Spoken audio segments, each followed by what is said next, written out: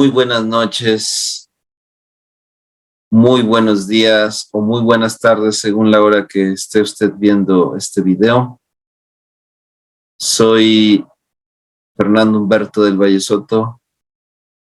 Bajo mi cargo se encuentra la logia Axis Scientia número 9 en el soberano gremio de artífices, el cual es mi oriente. Traigo para ustedes en esta ocasión la presentación intitulada Breve análisis de la obra etnomusical del maestro Marius Schneider. Aunque podría también intitularse como análisis del origen musical de los animales símbolo en la mitología y la escultura antiguas. Bueno, sin más, comenzamos. Bueno, he dividido esta presentación en una parte de análisis del estudio etimológico.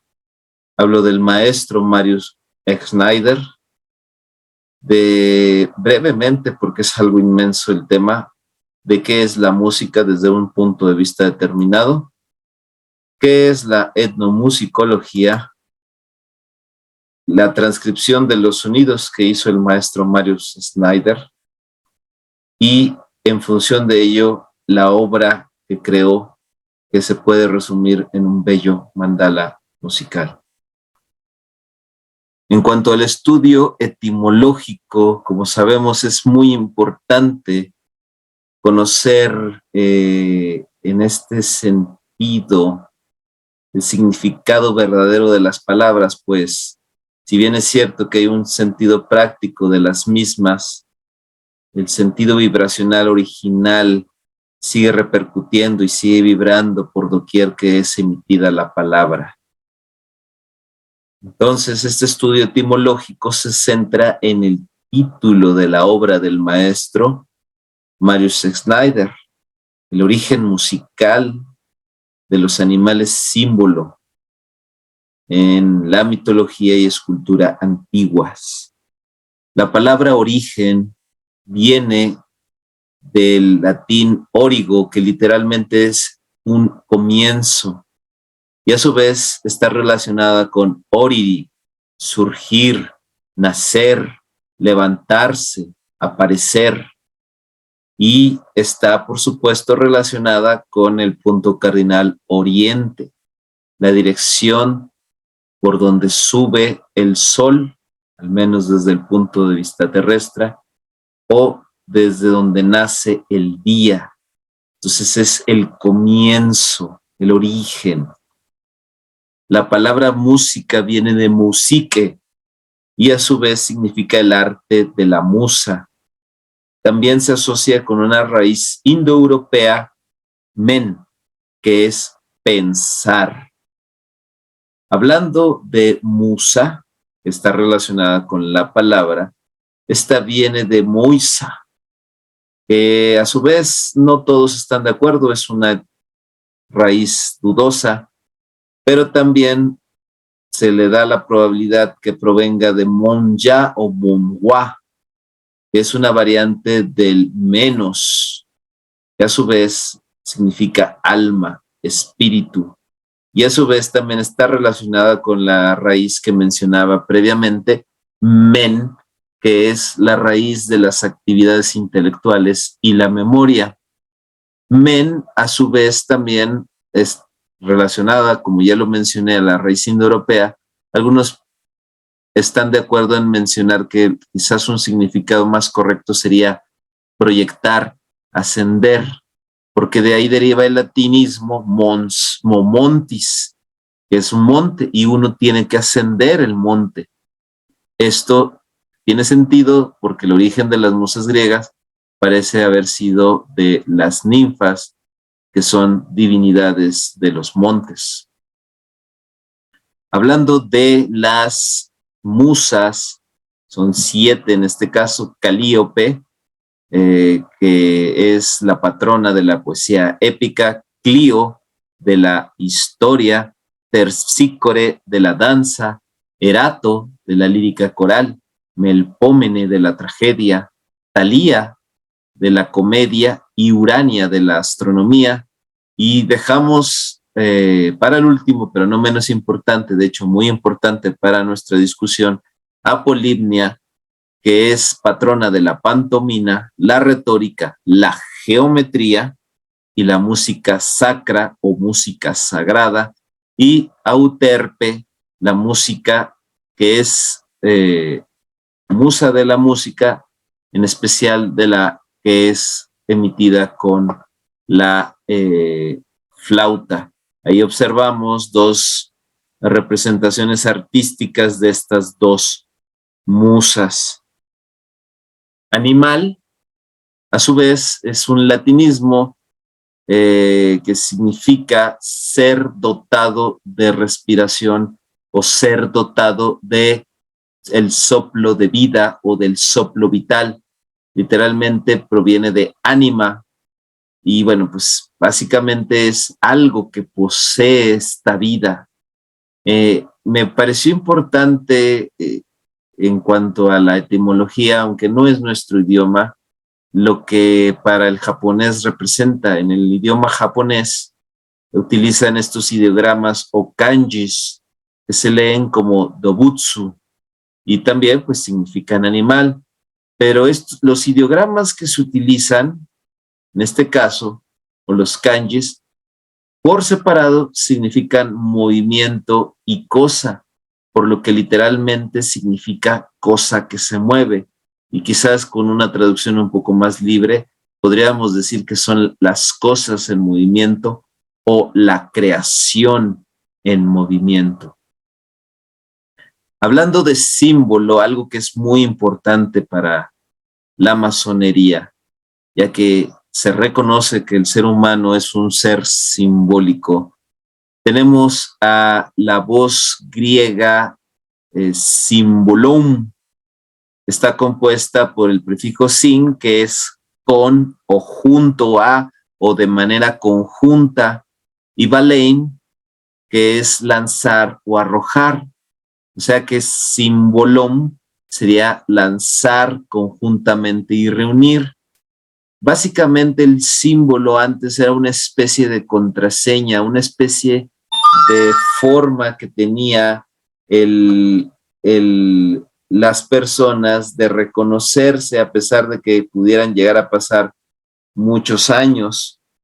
Entonces, la idea era que se rompía el símbolo, una parte la conservaba una persona, otra parte la conservaba la otra persona, y al reunirse se juntaban, simbolaban y completaban el significado de ese símbolo que al estar partido pues no estaba completo. El símbolo en esencia es algo universal y es una sola cosa, pero en general cada quien tiene un nivel de conciencia, cada quien es esa otra persona que unida al símbolo le da una interpretación. Recordemos, no vemos las cosas como son, sino como nosotros somos. Eso es el símbolo.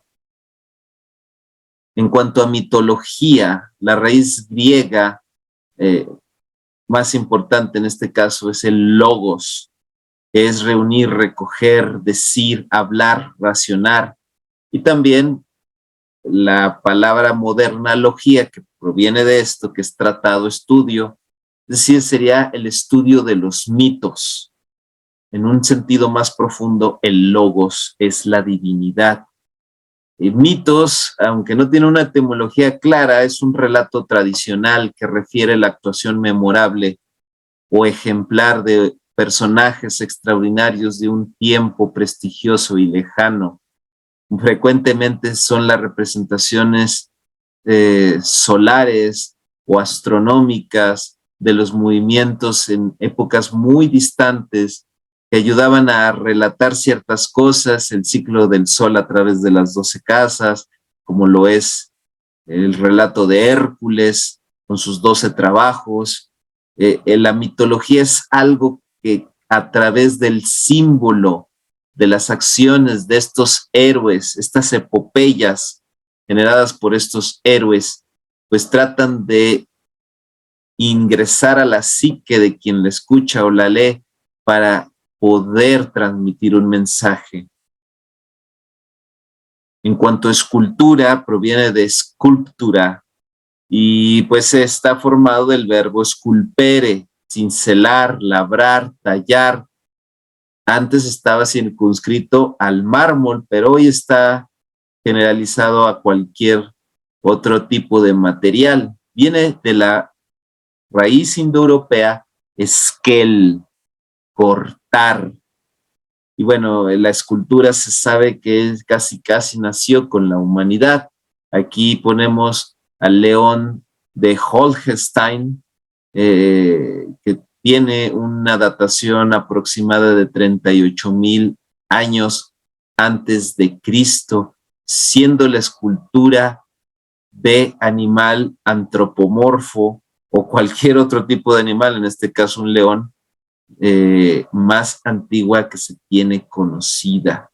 El ser humano siempre ha tenido fascinación por reproducir lo que ve, sea dibujándolo, sea relatándolo o como en este caso, sea tratando de darle una forma a partir de algo que él puede controlar. Esto es las palabras, o estas son las palabras que conforman el título de este libro maravilloso, complejísimo. Y si se me permite volver a mencionarlo, el origen musical de los animales símbolo en la mitología y escultura antiguas, con perdón del maestro Marius Schneider, yo me permitiría quizás reformular en función de quizás una posible interpretación de ese título, sería la materialización de lo audible y la interpretación que en la antigüedad los iniciados le dieron. La materialización de lo audible, porque es el animal el que se materializó a partir de este sonido universal que todo lo creó. Esa audición se volvió y se densificó y se volvió tangible y se volvió creación en movimiento. Y eso los antiguos iniciados lo observaron y entendieron que ahí había sabiduría y le dieron una interpretación. Y de ahí nació la mitología y de ahí nació la escultura antigua. Y eso es lo que crearon en la antigüedad los iniciados. Esa es mi interpretación, con perdón, del grandísimo maestro Marius Schneider. Marius Schneider, alemán de nacimiento, aunque bien podría ser adoptado también por los franceses, nació en 1903 y trascendió a otros planos en 1982. Dejó un legado grandísimo. No solo es este libro, son varios artículos que para el iniciado y para la persona amante del estudio y de la música, por supuesto, pues puede disfrutar ampliamente. Este libro fue editado en 1946, curiosamente en castellano, ya que en ese entonces él radicaba en España, en la provincia de Cataluña. Y bueno, hubo una reedición en 1998, ya que alguien pudo rescatar y se pudo dar cuenta que esto es una joya que debería ser conocida y debería ser mayormente divulgada, ya que esto puede dar muchísima luz. La editorial Ciruela fue la encargada, la bienhechora en este caso, para que pudiéramos más personas acceder a esta maravilla. Marius Schneider, como ya dije, nació en 1903, específicamente el 1 de junio, en la frontera entre Alemania y Francia. En aquel entonces, Haguenau era de Alemania, hoy Haguenau es de Francia.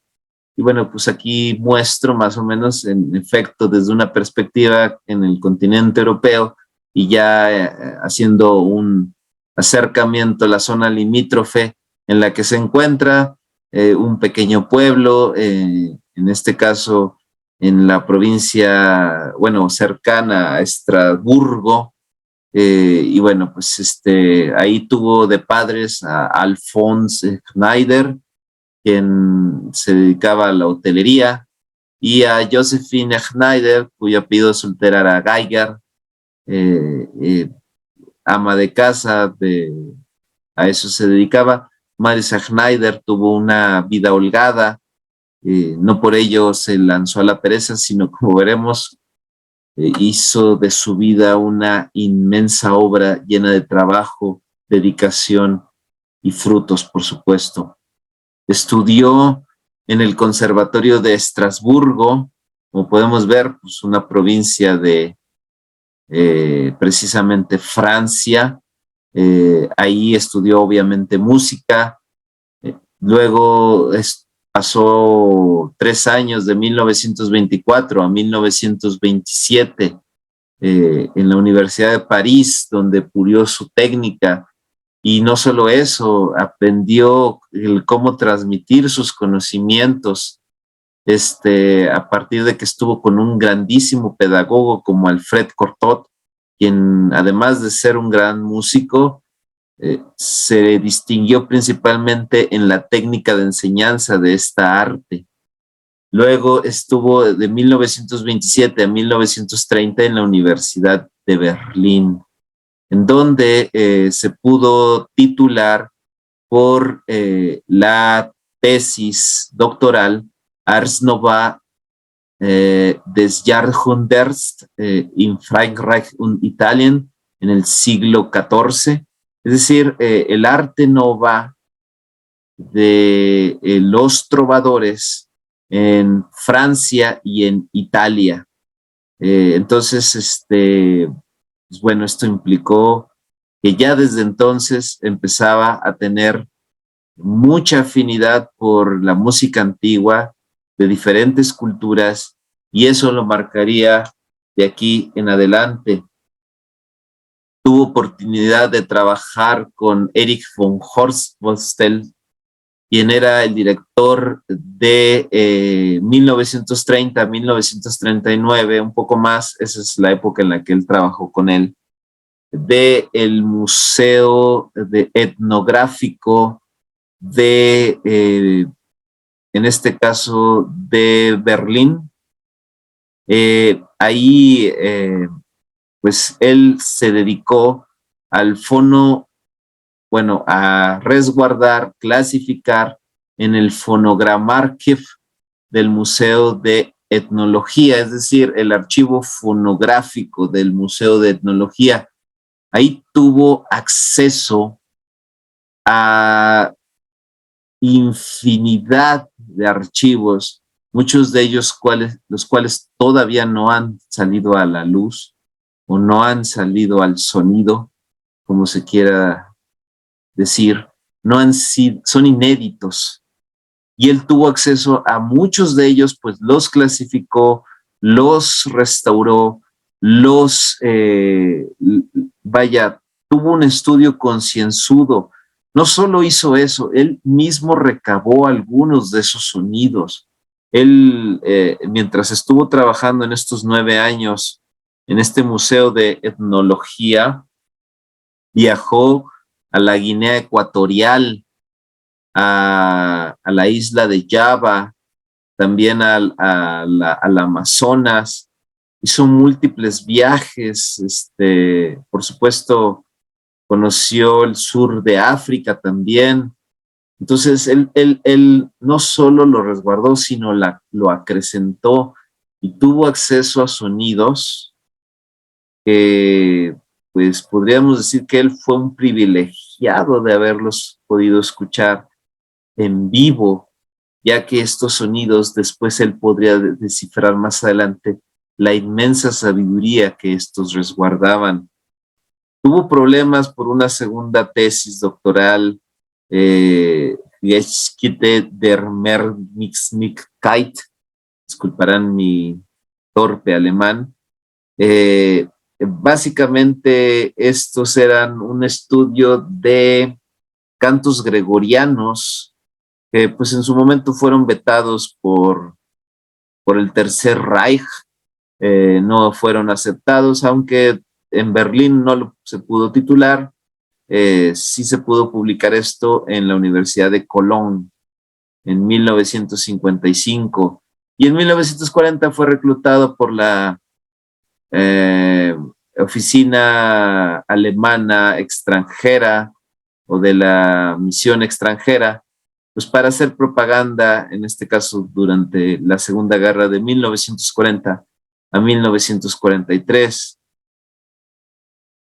Ya en el ocaso de la guerra, ya con la Alemania nazi eh, sucumbida, Schneider, por recomendación de Higinio Anglés, un religioso que sabía de los talentos de el maestro, pues fue asignado como precisamente el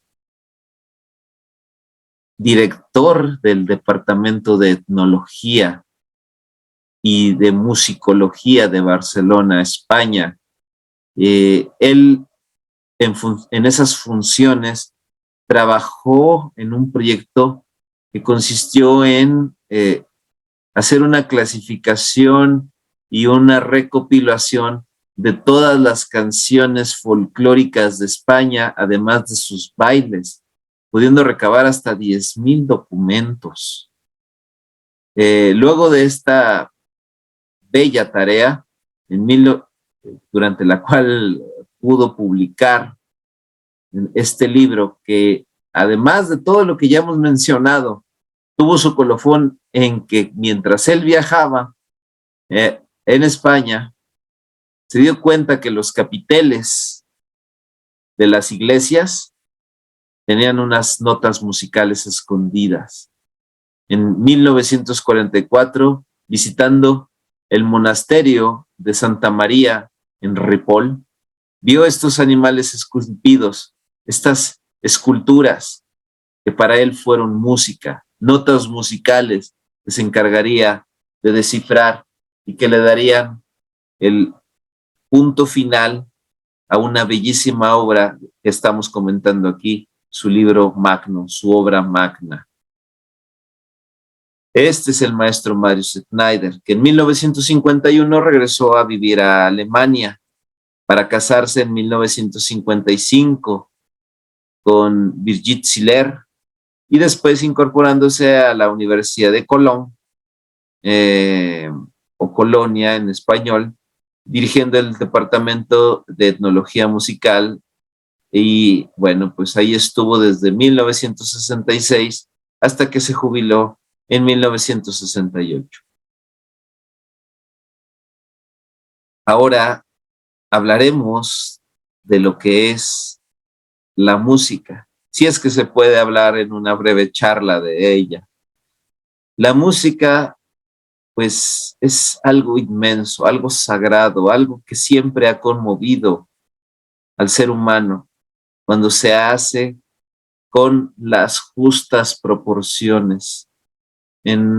Estamos observando una placa plana que se hace vibrar a diferentes frecuencias, dibujando diferentes patrones. Con esto nos damos cuenta de que el sonido y la música en general son vibraciones que se están armonizadas, como al ser humano le parece armonioso, pues dibujan estos patrones de realidad que son armoniosos y que han tenido a bien en materializarse en precisamente los animales.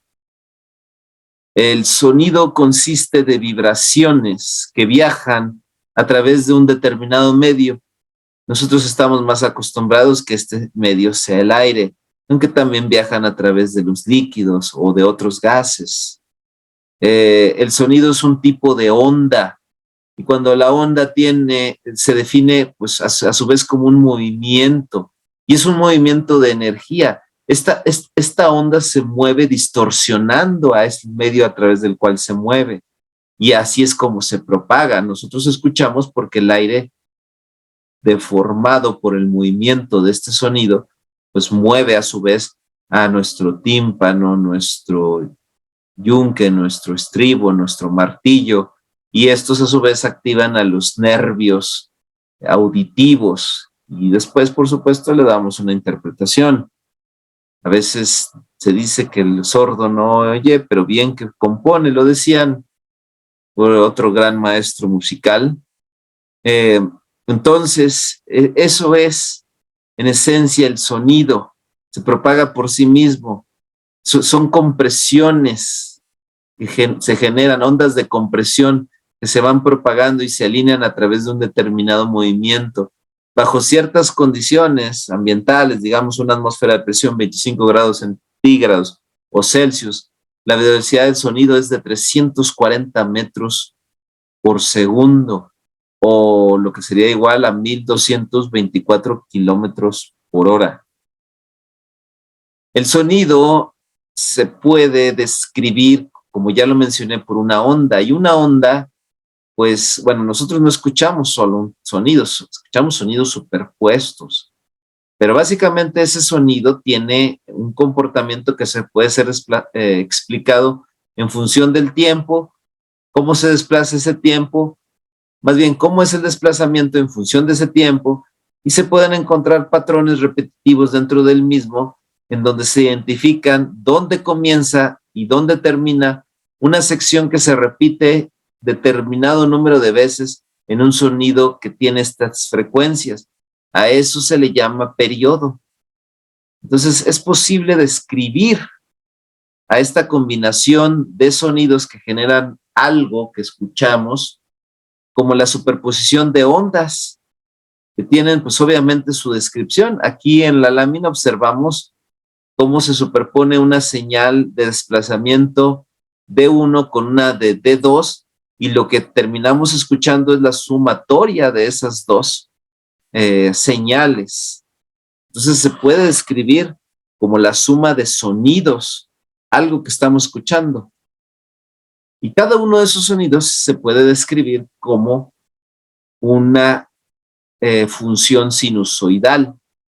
Y recordando que una función sinusoidal precisamente describe el comportamiento de la función seno cuando es evaluada en diferentes, valga la redundancia, valores angulares. ¿Y qué es el seno? Sino la relación entre la vertical y la componente vertical de un radio de un círculo, que, bueno, el radio de ese círculo teóricamente sería mi hipotenusa. Entonces, la relación entre esa hipotenusa y la componente vertical, que también conocemos como cateto opuesto al ángulo de referencia, pues eso es, conforme se va abriendo ese ángulo, va cambiando su valor. Tiene un valor 0 para ángulo 0 y tiene el valor máximo para 90 grados.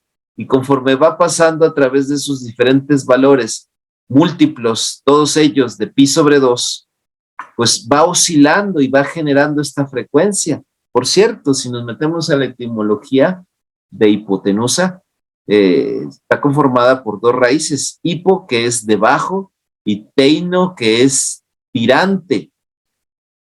Entonces es aquello que por debajo tira, o que por debajo fuertemente sujeta.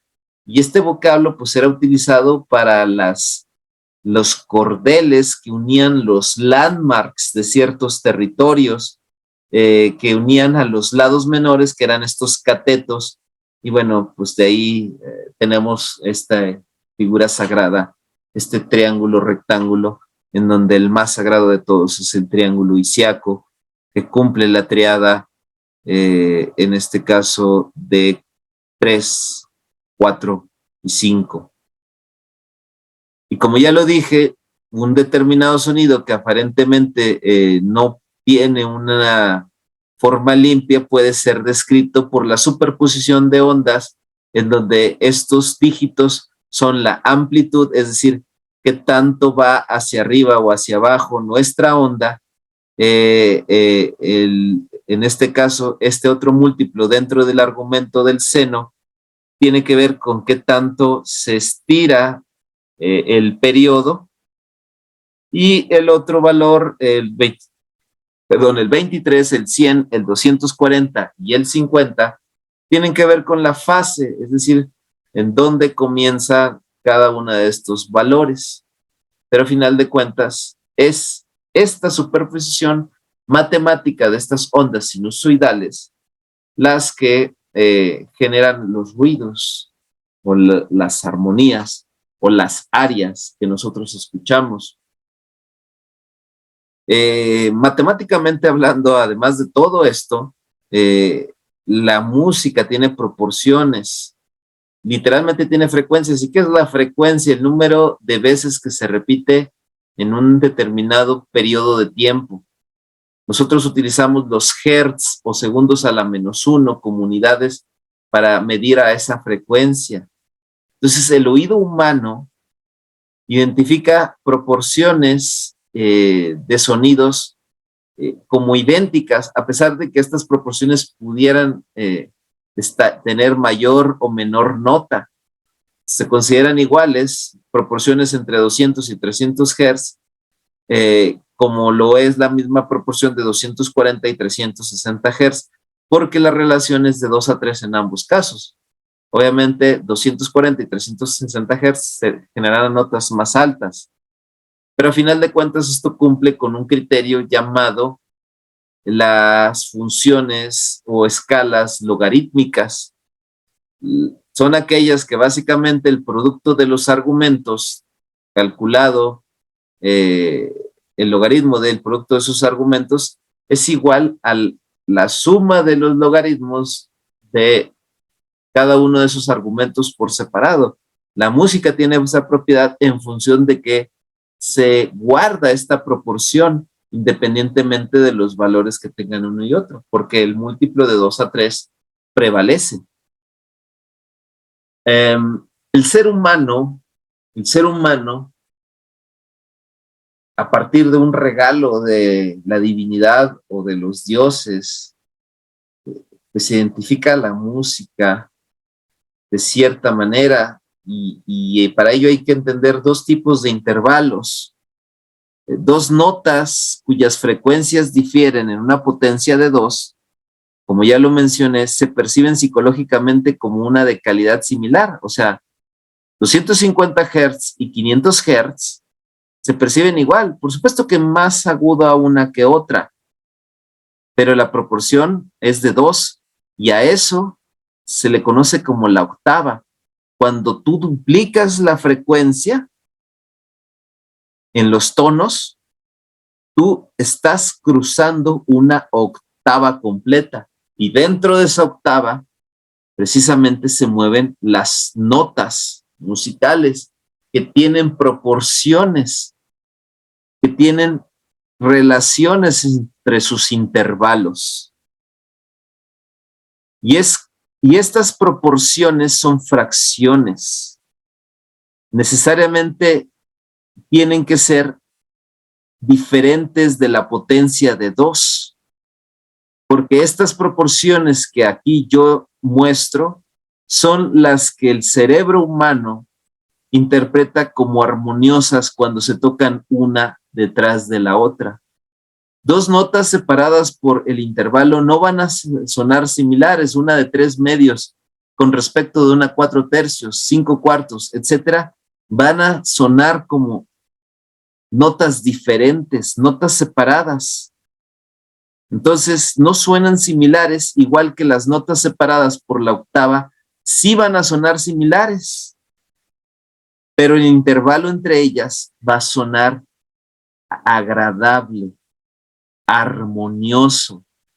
¿Y por qué estas proporciones? Porque estas proporciones están en estas ondas sinusoidales que dibujan patrones regulares que, si se dibujaran, dibujarían cristales armoniosos que están por doquier en la naturaleza, y dibujarían formas armoniosas que están por doquier en la naturaleza, y dibujan como ya lo he dejado entrever, a estas creaciones en movimiento que son a su vez también agradables de ver. Ya sea que las notas se toquen simultáneamente o una después de la otra, es armoniosas escucharlas en esta proporción. Esto se llama o se conoce como consonancia y los intervalos se denominan intervalos consonáticos. La música moderna, poniendo el ejemplo de un teclado de piano, se suele afinar de tal manera que si yo le diera esta nomenclatura a las teclas, hay una C justo en medio del teclado del piano. La inmediata A, C, D, E, F, G, A, la inmediata A, la nota inmediata A, está afinada a 440 Hz como un estándar para que todos los instrumentos suenen igual. Y bueno, la guitarra a su vez también tiene ese tipo de afinación, la flauta, la trompeta, todos para tener esta armonía de 440 Hz. Y en función de eso, pues cada nota, la C sostenida, que a su vez es idéntica a la D bemol, la D sostenida, que a su vez es idéntica a la E bemol, es decir, los semitonos se pueden llamar de una o de otra forma. Los semitonos tienen esta relación y la relación consonante pues coincide, obviamente la nota consigo misma es una relación de 1 a 1, pero el semitono 3, que tiene una relación de 1.189, tiene una relación de consonancia de 1.2, la nota 4, precisamente 3/5, 4/5, tiene una relación de 1.25, y así sucesivamente. Aquí quedan marcados hasta llegar a la octava, 3, 4, 5, 6, 7, 8, que es la duplicidad, el pasar al siguiente plano de notas musicales, aunque pudiera interpretarse de muchas otras formas más. Eso es la octava, y aquí están precisamente estos valores que son agradables y que coinciden precisamente con los tonos y las notas musicales, y eso es una octava. 12 semitonos, una relación de 2, una quinta, 7 semitonos, 3 medios, la tercera mayor, 5 cuartos, la tercera menor, 6/5. Y esto, por supuesto que no solo esto es la música. La música es algo indescriptible, maravilloso, supremo, sagrado, pero muy brevemente es lo que yo puedo hablarles. Y bueno, estas proporciones están en la literatura iniciática. Del Timeo cito lo siguiente: en medio del ser indivisible, eterno e inmutable, y del divisible que devienen los cuerpos, mezcló una tercera clase de ser, hecha de los otros dos, en lo que concierne a las naturalezas de lo mismo y de lo otro. También compuso de la misma manera una tercera clase de naturaleza entre lo indivisible y lo divisible en los cuerpos de una y otra. A continuación, tornó los 3 elementos resultantes y los mezcló. Después de unir estos 3 componentes, dividió el conjunto resultante en tantas partes como era conveniente, cada una mezclada de lo mismo y de lo otro y de ser, y comenzó a dividir así. Primero, extrajo una parte de todo. A continuación, sacó una porción, el doble. De esta, tomó la tercera, que era 1 vez y media la segunda, y 3 veces la primera, y la cuarta, el doble de la segunda, y la quinta, y el triple de la tercera, y la sexta, 8 veces la primera. Y finalmente, la séptima, 27 veces la primera. Esto no es casualidad. Aquí está el conocimiento de estas proporciones, el conocimiento de la música, de la geometría, que para efectos prácticos podría ser una misma cosa. Aquí está la creación, aquí está la génesis, aquí está reverberando y naciendo estas creaciones en movimiento, estos animales que tienen su origen en la música. Y bueno, pues también está involucrado los espacios de silencio entre ellos. No podría haber músicas o no podríamos reconocer a la música y a los sonidos armoniosos si no hubiera estos espacios de sonidos que también se identifican pues como armoniosos cuando tienen una proporción adecuada. Y entonces entendemos que cada nota musical es una frecuencia y hay unas notas de menor frecuencia, otras de mayor frecuencia, y estas escaladas maravillosas que generan desde melodías infantiles hasta sublimes arias religiosas, pues están ahí para deleitarnos y para darnos enseñanza. Twinkle, twinkle, little star, how I wonder what you are. Y yo me pregunto, de la estrellita que estarán hablando, ¿será la estrella polar? Y dijo Platón, además de tener esta obra del Timeo, dijo Platón, hace falta explicar qué propiedades deberían tener los cuerpos más bellos. Deben tener la propiedad de dividir en partes iguales y semejantes la superficie de la esfera en que están inscritos. Y ahí nacen los sólidos platónicos. El tetraedro, el cubo, el icosaedro, el dodecaedro, todos esos sólidos platónicos que conforman y dibujan esta realidad. Realidad que lo dibuja todo con formas geométricas maravillosas, con superposiciones armoniosas de funciones sinusoidales, que lo dibujan todo desde el reino mineral, el reino vegetal, el reino animal, y dibujan también al cuerpo humano, que dibujan esta realidad con estos patrones logarítmicos espaciados armoniosamente, con estas proporciones divinas que dibujan a los animales por doquier con círculos y triángulos, con formas sagradas que el antiguo pudo observar, que pudo entender y que quiso emular a partir de la escultura antigua. Y que quien tenga ojos los puede ver, y quien tenga oídos los abrirá y callará para poderlos escuchar. Hay una bella historia de un monje zen que fue invitado a un templo a dar su charla. En ese momento, justo antes de que emitiera primer palabra para dar su discurso, un pajarillo se posó en la ventana superior del templo y empezó a cantar bellamente. El maestro guardó silencio y la canción de aquella avecilla llenó aquel lugar.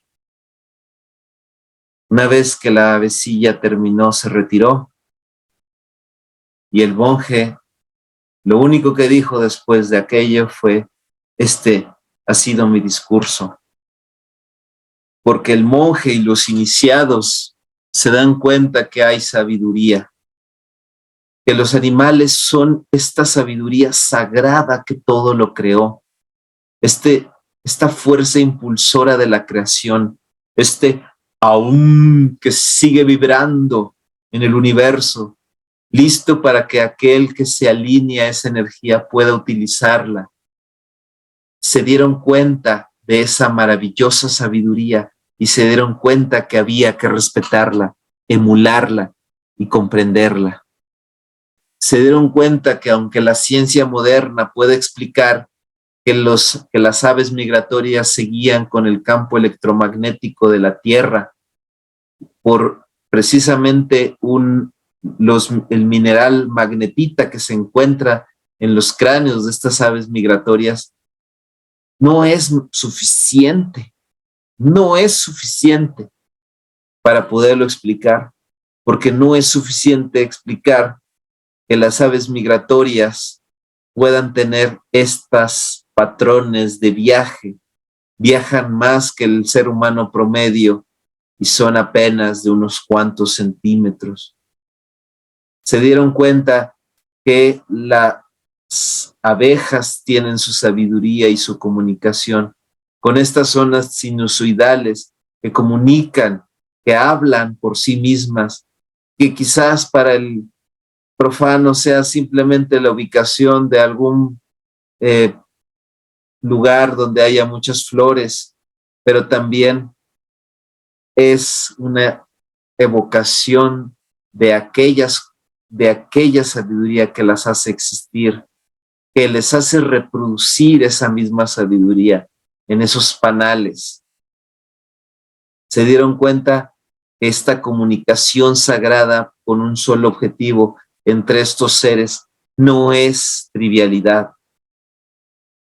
Frecuentemente creemos que el ser humano es el único que tiene una conciencia de la muerte, cuando se sabe que muchos animales, entre ellos el elefante, acuden al lugar de fallecimiento de uno de los suyos con puntualidad, frecuentemente, y nunca dejan de visitarlo. Se dieron cuenta que las bellas formas, estos antiguos, se dieron cuenta que las bellas formas de estos animales, capaces de generar portentos que el ser humano apenas con máquinas puede emular, están por doquier en la naturaleza y que representan esta geometría de la cual hemos hablado, esta proporción plasmada en la música y plasmada en la densa materia. Por ello, las culturas antiguas consideraban de una superioridad moral a los animales por sobre los humanos. Muchos de ellos se les consideraba como animales místicos, incluso ancestros propios de la humanidad, como portadores de sabiduría al cual teníamos necesariamente que atender para poder utilizar esa sabiduría y sobrevivir.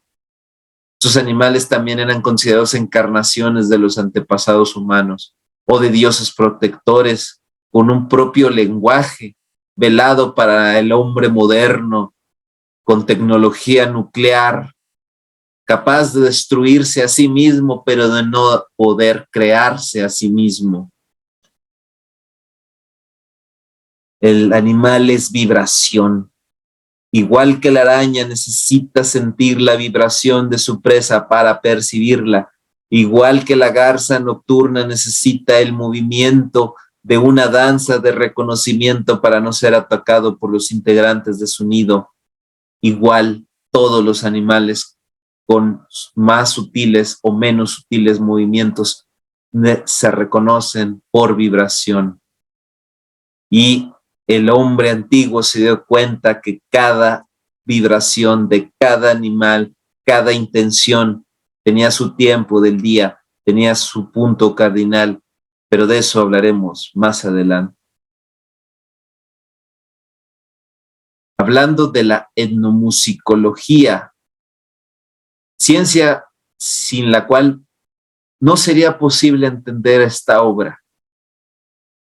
Hay clasificaciones entre las mismas, entendiéndose que la etnomúsica, al menos por el hombre occidental, se entiende como vivencias y creencias religiosas, con adjudicaciones mágicas y míticas, que a su vez permean a lo folclórico. La música para los antiguos no solo era recreación y entretenimiento, cumplía un rol específico, a veces indispensable, en las danzas, en las fiestas, pero también en las invocaciones de estos elementales, de estos de estas fuerzas que el humano antiguo comprendía a su manera. La música folclórica tiene su función. La etnomúsica estaba atribuida a experiencias específicas de cada tribu y en su creación convergían las influencias guerreras, de caza y de determinadas costumbres, hasta incluyendo el mismo apareamiento, la misma forma de reproducción entre ellos mismos. Y en función de eso se entienden las clasificaciones de la etnomusicología oriental, obviamente evocada y estudiosa de las formas antiguas indias, chinas, japonesas, camboyanas, entre otras más. La folclórica, que estudia en general la música de los pueblos, y la etnomúsica. Bela Bartók, que fue, pues hoy habría nacido en lo que es la actual Austria, más bien en la actual Hungría. Pues fue uno de estos primeros precursores, indirectamente maestro de nuestro maestro Marius Schneider. Y él cita, bueno, más bien yo cito una frase de él que dice: la melodía popular solo existe verdaderamente en el momento que se la canta y que solo vive por la voluntad de su intérprete y de la manera por él deseada. En tal sentido se confunden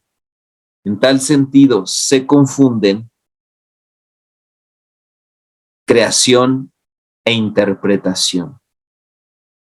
¿Qué nos quiere decir este autor? Y es algo que hace eco nuestro maestro Marius Schneider. Él se dio cuenta que los rituales antiguos tenían una forma de entonar, una intención, una energía del intérprete, que no podía ser emulada más que en ese momento. Yo no puedo, y nadie puede realmente hacer fidedigna una onomatopeya. Nadie puede imitar el chirriar del fuego, o nadie puede imitar realmente el balido de una cabra en un momento en específico, más que en ese momento de éxtasis, en ese momento del ritual, en ese momento después de la respiración, de oler los inciensos o las hierbas medicinales quemadas, etcétera. No es posible. Y Marius Schneider tuvo acceso a grabaciones y él mismo grabó ese tipo de sonidos. Porque las culturas modernas solo nos centramos en las formas y las materias, mientras que los primitivos perciben que lo más importante es el movimiento. Y en función de eso, reconocen los razonamientos siguientes. El causal, quizás lo entendamos más, está relacionado a causa-efecto. Cae una roca, hace ruido, relacionamos que ese ruido fue derivado del golpe de la roca con el suelo. Escuchamos un animal, sabemos que proviene de un determinado animal. Pero hay otro tipo de pensamiento, el pensamiento místico, aquel que encuentra un ritmo común que une a las cosas, como un timbre de voz, como una forma de ambular, una forma de moverse, un color determinado, un material. Una abeja, a pesar de tener múltiples cualidades, la cultura moderna, en función de las reverberaciones de las culturas antiguas, sustituyó a la abeja por un gong, porque tienen el mismo color. Los antiguos llegaron a la analogía.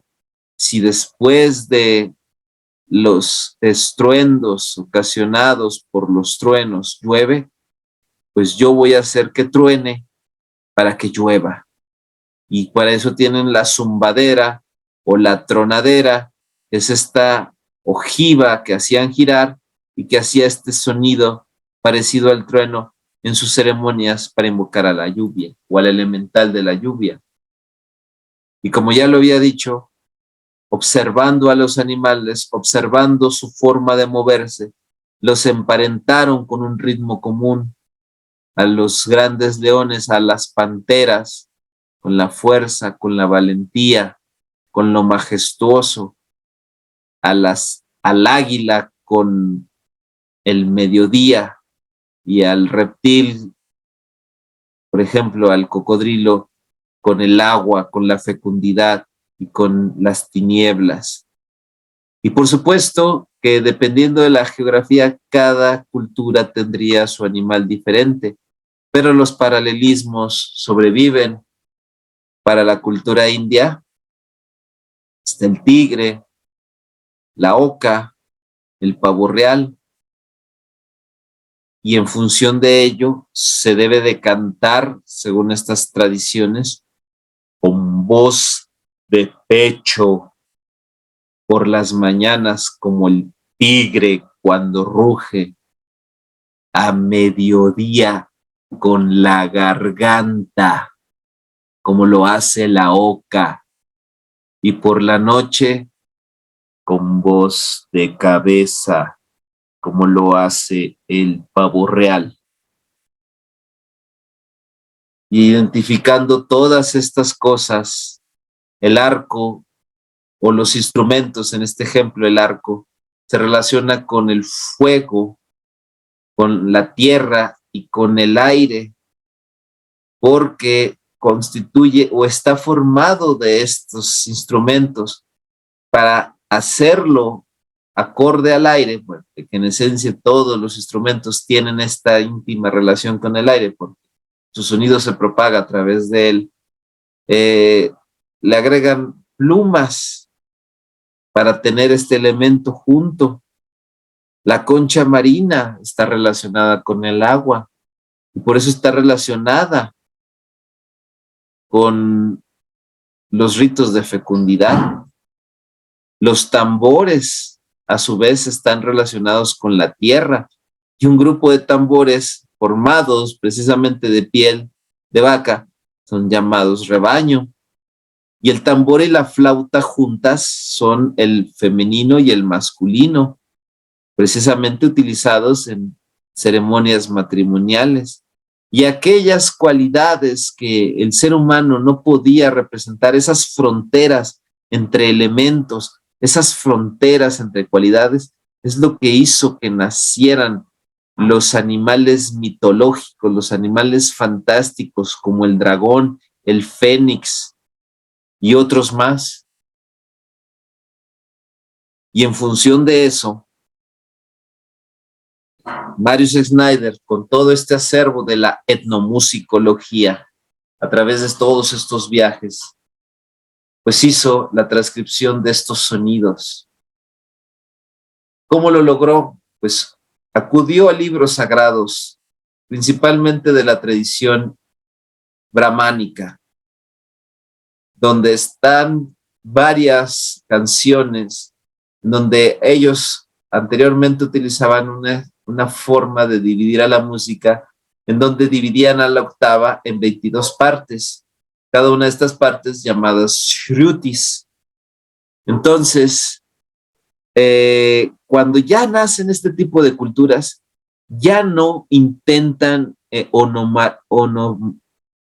onomatopeyizar, discúlpenme, los sonidos, o ya no intentan imitarlos lo más cercano posible, sino que simplemente por este aumento en la racionalidad, ya lo que hacen es, para que no pierda la esencia del animal imitado, crean instrumentos parecidos al animal que desean imitar. Y entonces Marius Snyder se da cuenta que cada instrumento y cada nota y cada shruti o combinaciones de shrutis generaban paralelismos con la escala moderna musical. Y él identifica algunos como el sa, que está asociado al pavo real, al anochecer, al límite entre las tinieblas y la luz, al ri con el toro, con la fecundidad y la estabilidad y el elemento tierra, con la pasividad de los corazones, al ga con el sonido celeste, y es este sonido celeste muy parecido al temblequeo del que es ese sonido que es discontinuo y que aparentemente le da una dualidad cósmica y por lo tanto sagrada, como el balido de una cabra, al ma con el sonido del mediodía, al da con el sonido del canto que hacían los pescadores para llamar a los peces, al ni con el sonido agudo del gran animal, el elefante, que tiene esta dicotomía de lo agudo de su voz con lo inmenso de su tamaño.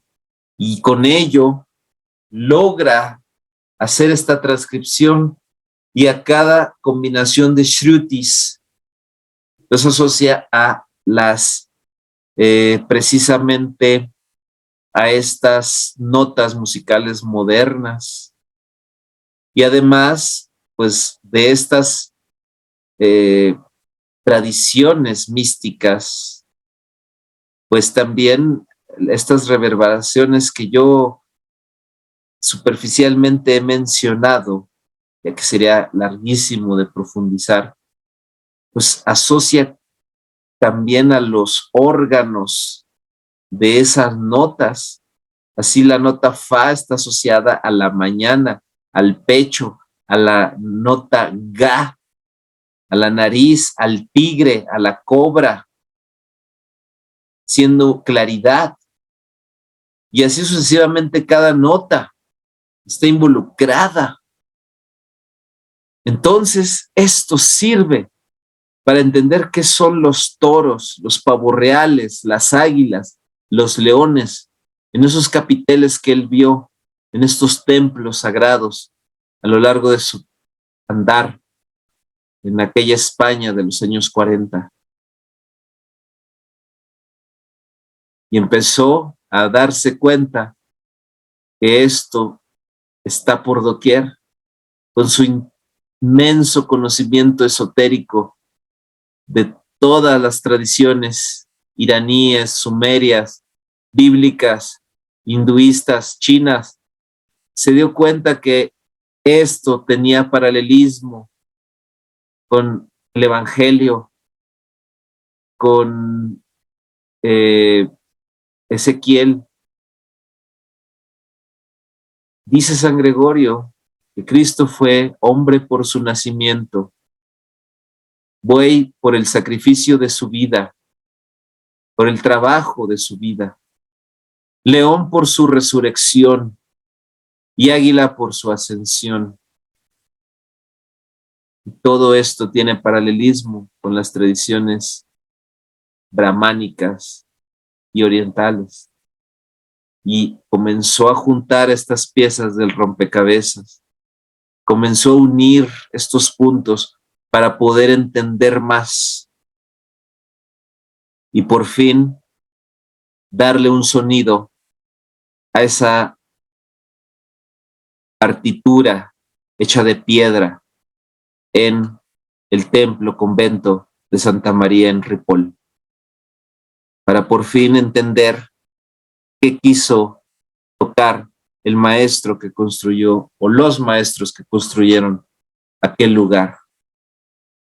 Ese templo está dedicado a la vida de San Cucufate, un santo que sufrió vejaciones, pero en cada punto de esa vejación y tortura, la divinidad le rescataba,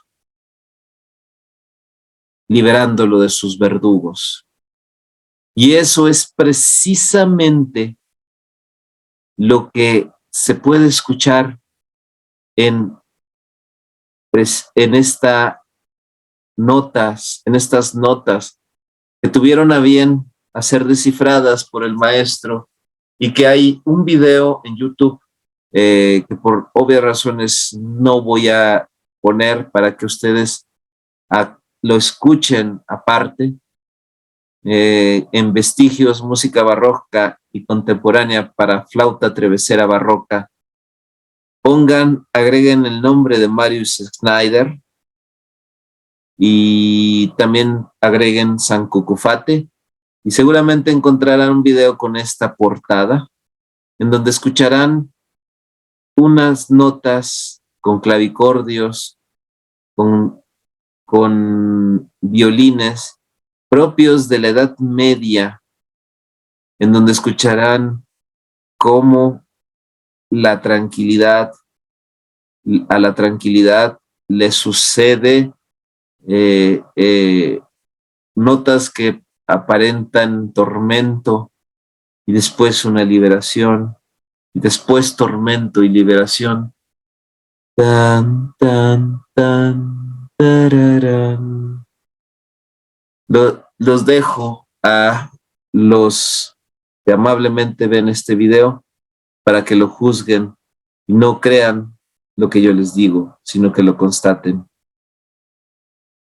Y una vez que ha podido el maestro Marius hacer la transcripción de todas las notas musicales, de todas las cualidades de los animales, correlacionarlas con propiedades místicas, con los astros, con, por supuesto, los planetas.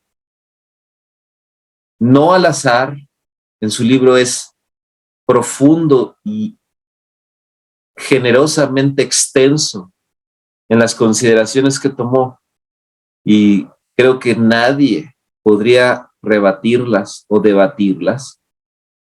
En función de eso, Marius Schneider empieza a encontrar un mapa maravilloso que dibuja en forma de círculo una representación del universo, un mandala musical. En Ezequiel 1:10 se puede leer: y el aspecto de sus caras era cara de hombre y cara de león al lado derecho de los cuatro, y cara de buey a la izquierda en los cuatro. Asimismo, había en los cuatro cara de águila.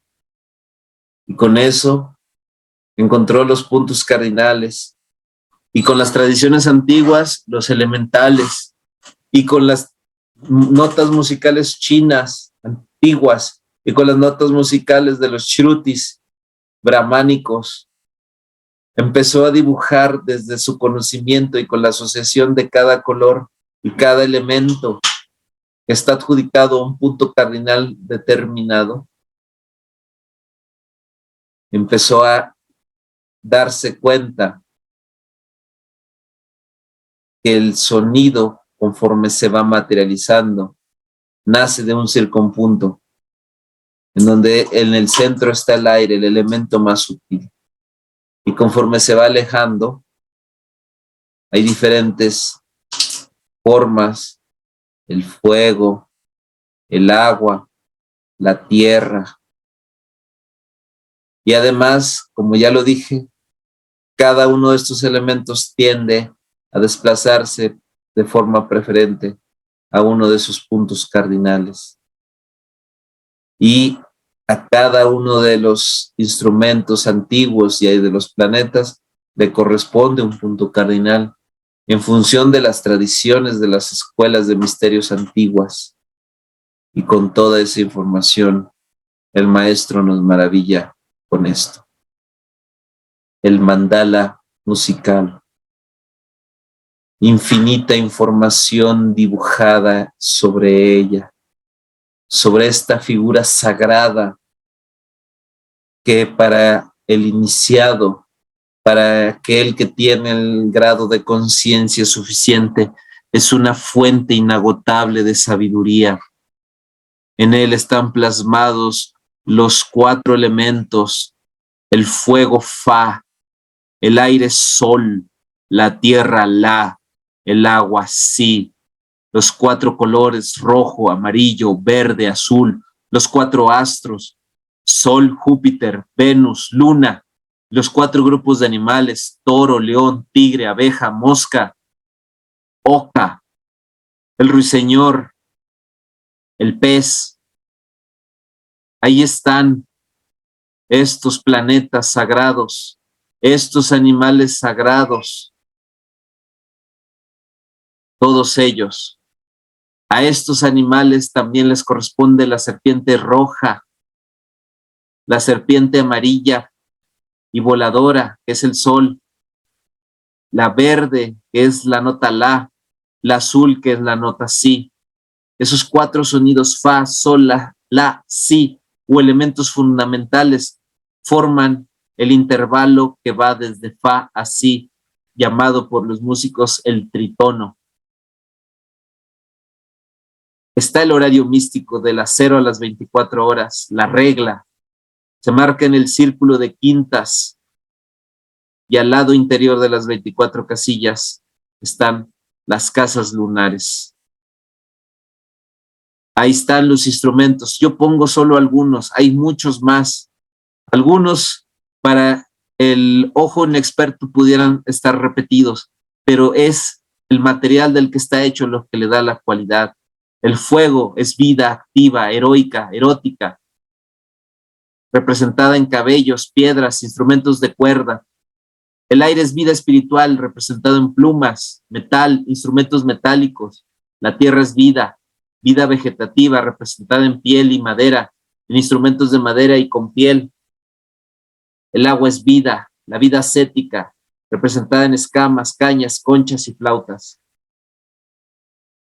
Entonces el fuego, aire, do, asociado a Marte, aire, tierra, re, asociado a Mercurio, tierra, agua, mi, si, asociado a Saturno, y agua, fuego, a si, fa, a la luna, todo en consonancia con las antiguas escuelas de misterios. Así cada grupo de animales se agrupa para cada nota musical.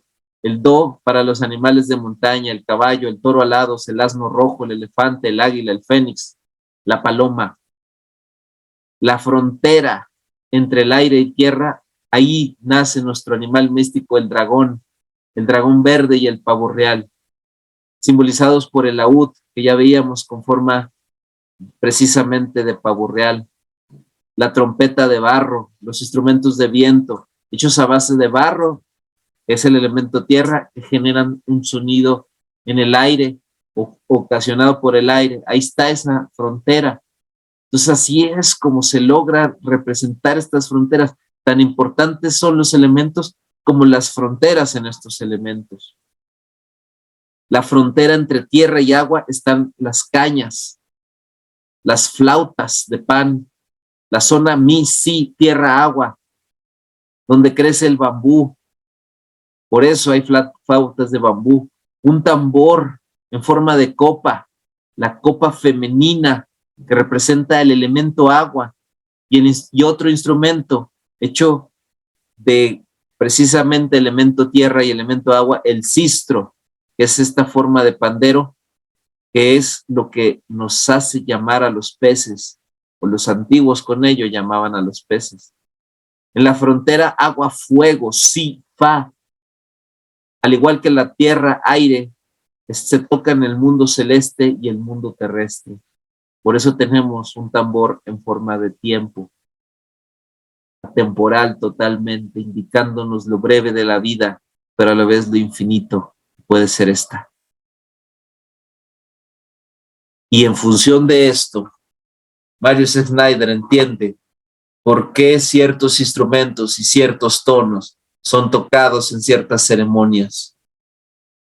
Los instrumentos fa y el do son los que se tocan en ceremonias medicinales o ceremonias de cortejo, de unión sexual, pero también dependiendo de la hora del día y dependiendo de en qué sentido se tocan, si es fa, do o do, fa, de glorificación o resurrección. para rituales fúnebres, ritos de despedida del muerto y ceremonias de entierro. Cumplen la dicotomía dependiendo de si es una nota y o después la otra o viceversa. Nacen las almas cuando tocamos del do al sol. Por medio del re, que es el mercurio, el pavo real, al sonido de Venus y de la juventud la, pasando por el mi de Saturno, el norte, el sonido del símbolo del dolor, del deber y del sacrificio, pasando del norte al este, el anciano que está listo, el ermitaño que está listo y que lo ha dejado todo para trascender. En la zona si-fa, a la muerte, y en el fa, el fuego purificador, y el do, la zona de la vida sobrenatural en la montaña, desde la cual las almas de los antepasados vuelven a encaminarse. Esa es la mandala, ese es el ciclo de la vida. El cielo padre que comprende los elementos fuego y aire se constituye por los sonidos fa, do y sol. La tierra madre abarca los sonidos re, la, mi y si, el elemento tierra. Y ahí están estas notas repetitivas en cada uno de estos procesos. El recorrido del ser humano cuando ofrece su oración al cielo e ilumina al hombre místico cuando nos movemos de sí a sol. Tenemos la oración hacia el cielo. Cuando nos movemos de sol a sí, tenemos la iluminación del hombre místico. El hombre clamando al cielo, el cielo reclamando al hombre. Cuando tenemos el recorrido de do a re, la acogida de las almas de los muertos, el nacimiento de las almas nuevas y la creación del lenguaje. Cuando nos movemos de re a do, la forma base del eje, en este caso también relacionado a sol, sí, Dios ofrece su espíritu a los hombres. El contacto fuego, tierra, sol, Venus, en el cual se verifica la purificación mística desde el fa y a la fecundación terrestre la. Aquí está precisamente desde la tierra a la purificación y desde la que ha sido purificado a la reencarnación en la tierra. Si el fuego del amor la se dirige hacia el cielo fa, el alma humana penetra en el cielo mediante sacrificio y amor místico. Y si, por el contrario, el fuego divino fa penetra en la tierra, la femenina, sacrificándose para crear en ella un cuerpo terrestre, un alma nueva, nacida espiritualmente en el do y materialmente en si fa, que puede reencarnarse en el re. La trayectoria de si fa a do, la zona muerte si fa y la de resurrección fa do. En esta línea el cuerpo del anciano se ofrece al mar de llamas que lo lleva hacia la residencia de los antepasados. ¿Qué podemos ver? El mandala dibuja sigilos y estos sigilos están en función de qué notas se tocan, en qué orden se tocan esas notas, qué trayectorias se tocan, para qué fin en específico. El do representa la montaña, mientras que su base, el valle, es decir, la línea horizontal, la, mi, si, Venus, Saturno, Luna, simboliza la colectividad humana, desde la juventud hacia la edad madura y la senectud. Tenemos la trayectoria del nacimiento y la muerte, y a su vez de la vida artística e intelectual. Tenemos la trayectoria del amor espiritual y amor terrenal, los bienes celestes y la fecundidad terrestre, ya mencionada en otra lámina anterior. los ritos de prosperidad, ejes do, mi, do, sol, mi y si. Y podríamos seguir la vida ascética en la tierra y la vida sobrenatural en el cielo. Las figuras sagradas que también, por supuesto, que se dibujan. La escuadra isiaca. Y esto me recuerda, este dibujo me recuerda a Enoc, que cito textualmente, capítulo 57. Y aconteció después de esto, que vi otra hueste de carros y otros montados en ellos, y viniendo con los vientos del este y del oeste hacia el sur.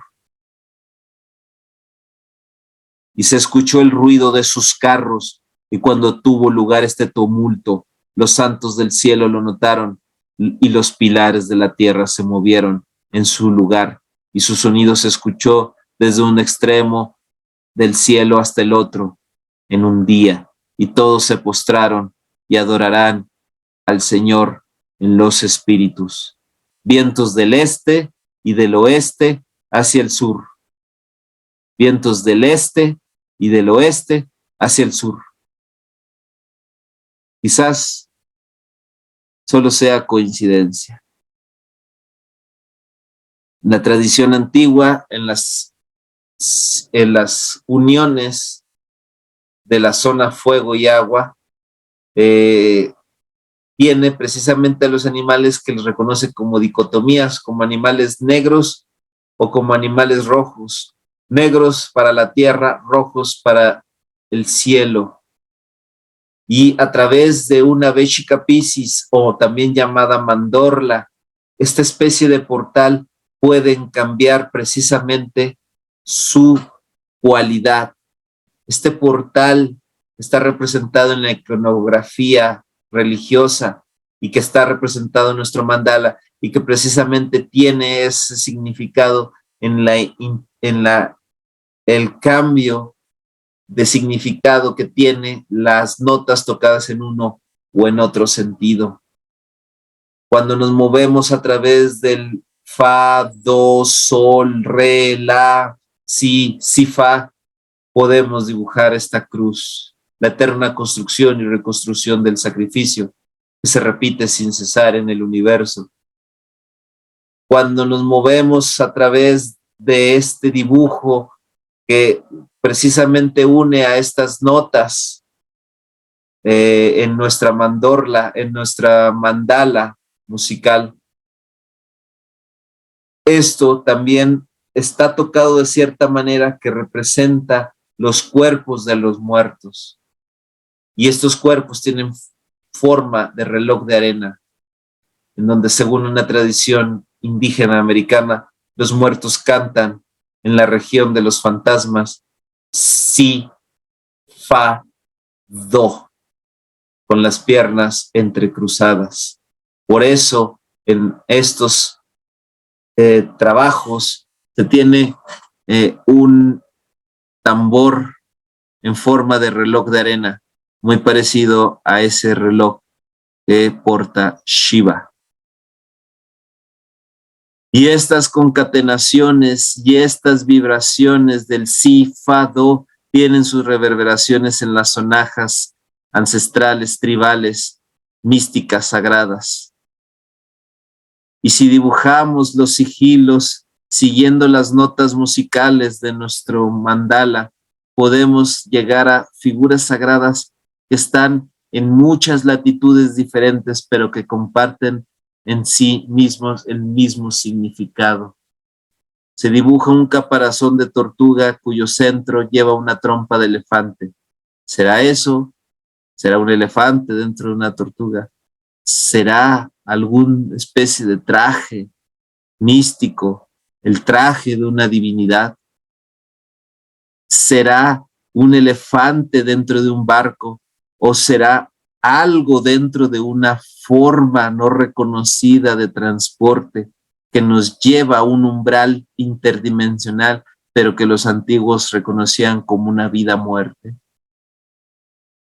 Estos dibujos y estas notas que dibujan precisamente dentro del mandala, estas figuras son utilizadas para ciertos instrumentos como el sonido del caracol, que es el dios del corazón de las montañas, y el triángulo ritual de los ritos de colectividad, triángulo que está presente en la zona Sífado y que también dibuja nuestra escuadra, presente en multitud de civilizaciones antiguas y que representa este dibujo al dios druida Ceruno, que tiene cuernos de ciervo y que también tiene su dibujo en la zona Sífado, pues es también un dios adjudicado a aquellos que encamina a aquellos que tuvieron una muerte violenta.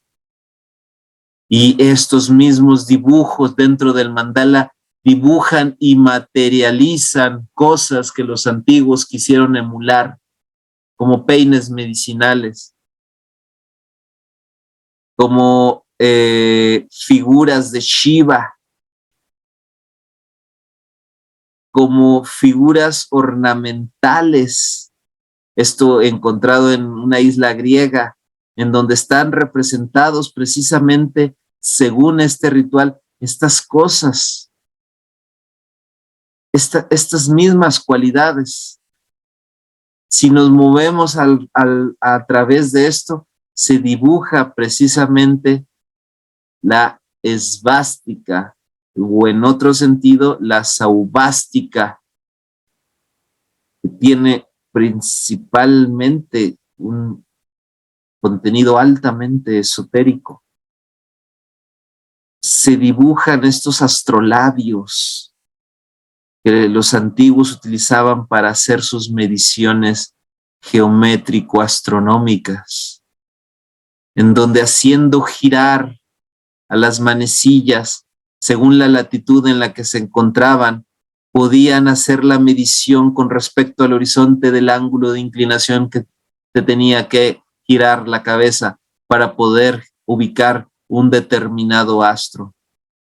Aquí están estos dibujos, aquí están estas representaciones en el mundo antiguo, y aquí está cómo podemos obtener ese dibujo en el mandala dibujado por Marius Schneider, que a su vez dibujó de tanta sabiduría ancestral. Este mandala da un mapa de viaje hacia el otro mundo. Si seguimos el si, fa, do, pasando por las arpas, zumbaderas, litófonos, es decir, instrumentos hechos de piedra, tambores, flautas, conchas marinas, trompetas, clarinetes dobles en las ceremonias funerarias, le estamos diciendo a nuestros muertos cuál es la ruta para regresar a casa. Los animales asociados en estas notas funerarias y en estos instrumentos, en el orden en que son tocados, son precisamente la amonita, el caracol, el águila que tiene su constelación. Las flautas y los clarinetes son la cabra, es decir, Capricornio, el arpa al cisne, la zumbadera y la flauta al pez. Y se sigue este camino recorriendo la Vía Láctea, el puente entre los dos mundos, para que nuestros muertos encuentren su lugar. Marius Schneider, por supuesto que fue mucho más extenso en su disertación. El libro es inmenso, es un libro sagrado que hay que leer y releer una y otra vez. Lo que apenas pude yo plasmar de esta inmensa obra es un atisbo, es una apenas mirada a través de un escondrijo a una sabiduría gigantesca que invito al amable visor de este video a revisar. Es mi tarea seguirla revisando, es mi tarea tratar de entenderla y cada vez entender más, porque de el cúmulo de conocimientos que de ella emanan, hay un montón de cosas que se pueden conectar con la vida iniciática. Termino esta charla, termino este video citando al maestro Marius Schneider. Cuando nuestras catedrales, estos altos órganos de piedra, realizan el juego con las leyes de la gravedad de la naturaleza, se materializa el contrapunto azul entre el cielo y la tierra, con el ritmo que se lanza desde la tierra hacia el cielo, hacen sonar plegarias, resuena la alabanza de Dios cuando los ritmos azules del cielo invaden la materia terrestre. Siempre el ritmo puro aparece en la tierra. Canten, canten armoniosamente, canten sabiendo qué nota están cantando, canten sabiendo qué nota precede y qué nota procede. Canten con la proporción divina, canten con la consonancia correcta, canten y únanse al canto primigenio de la creación, siguiendo ese canto, siguiendo esas leyes geométricas, musicales, astronómicas. Se unirán a la ley divina y de esa ley divina emanará la generación. Muchas gracias.